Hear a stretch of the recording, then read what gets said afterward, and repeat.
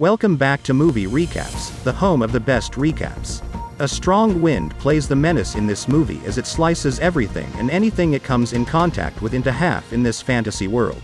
Let's dive right into the movie. A group of female high school students are seen going on a road trip in 2 buses. The energy is high.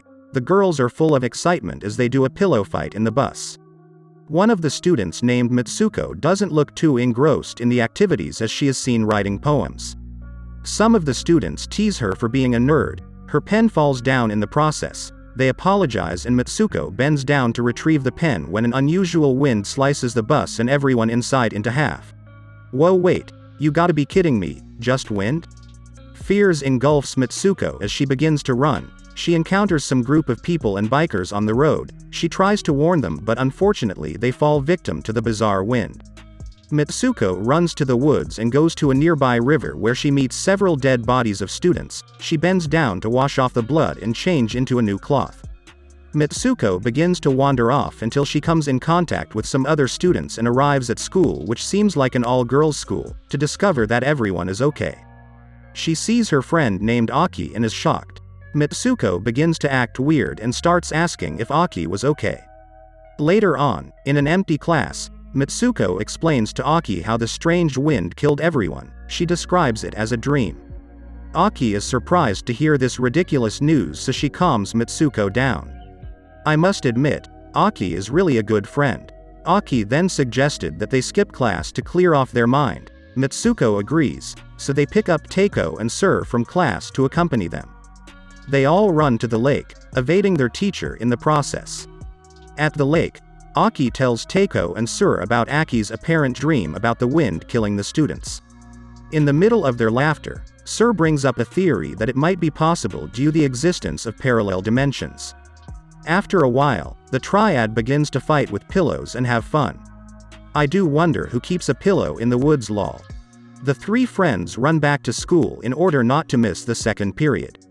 When they get into class, the teacher comes in and asks Mitsuko and her friends where they went to. Aki gives her a flimsy excuse. The class proceeds normally when Mitsuko notices another pillow on the ground. She picks it and throws it to Aki. As soon as she throws it, the teacher starts firing at the students with a machine gun. Now this is interesting. I love the twists of the movie. I can't wait to see what's next. Mitsuko and some of her friends manage to escape from class, but they are eventually eliminated. The school is thrown into chaos as the teachers attack the students. Mitsuko runs to the town to report to the police about the situation. When she arrives at the police station, the police officer takes a close look at her and calls her Keiko. Mitsuko is shocked by this action. She looks at herself in the mirror and discovers that her face is different and older. It appears Keiko was set to marry. The police officer drives Mitsuko to the reception to get prepared for her wedding. On their way, the officer expresses her surprise at Mitsuko's outfit. Now, this is intriguing.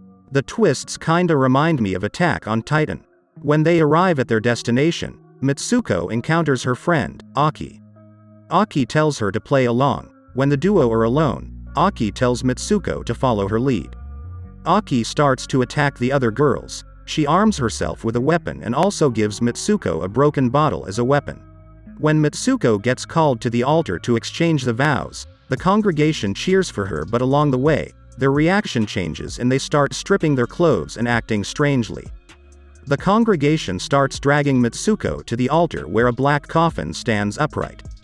The coffin opens and a strange creature with a pig's head is seen inside, and it is presented as the bridegroom. The congregation starts forcing her to kiss the strange creature.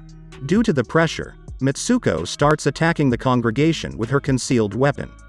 Aki joins in the fight and helps Mitsuko. While fighting, 2 ladies in a black jacket appear and a great battle unfolds between the 2 parties. After fierce opposition from both sides, Aki tells Mitsuko to flee while she holds the ladies off. Mitsuko runs to the town with her wedding dress, where she encounters another lady who calls her Izumi. It appears that Izumi is an athlete and one of the best. Soon Mitsuko assumes the identity of Izumi again and participates in the race. While in the race, the 2 ladies that attacked Mitsuko earlier and the strange creature are seen pursuing Mitsuko. Mitsuko remembers her friends again on the way before she escapes into a building where she encounters another lady to direct her into the direction where they both found bodies of female high school students. The lady asks Mitsuko to eliminate herself so that they can live. She starts to attack Mitsuko before Aki jumps in to save her. Aki is just like Superman. Everywhere you go lol. Aki tells Mitsuko to follow her. She later reveals to Mitsuko that she is the main character of a whole game and to reach the real world, she must pull out certain wires from her body. After convincing her, Mitsuko finally agrees to pull the wires. This eliminates Aki in the process. A huge chunk of wires is connected to a door with a bright light shining from it. Mitsuko enters the door and it leads her into the man's world where she sees her picture on a poster of a game. A man appears from behind and expresses her surprise about her persistence to reach here. He explains that she is in the future and urges her to follow him. Mitsuko enters a structure where she sees different living female avatars in sections of the walls before she meets an old man playing a video game. From the game, Mitsuko sees all the moments she spent being a wife, athlete and student. She discovers that the old man had been controlling them and she was nothing but a game character in his game. She further notices 3 ladies in a glass space. The old man pauses his game and tells Mitsuko that she died a long time ago, but he retrieved her and her friend's DNA to recreate a game avatar for his entertainment. Mitsuko is shocked by this discovery. The man she met from the man's world appears and strips himself almost naked as he signals Mitsuko to join him in bed. Mitsuko joins him and starts to attack with the pillow for using her and her friends as mere game characters for their entertainment. After several attacks, she finally commits suicide. And this is how the movie ends. Don't forget to subscribe, and also drop a like, thanks. Previously on Movie Recap. Hello everyone, this is a film recap. Today's movie is Lethal Seduction, from 2015. We start in an aquarium, where we see lots of fish and a woman swimming in a pool. We later learn that this woman's name is Melanie. Later we go to a town and in a car, where 2 guys are talking about girls.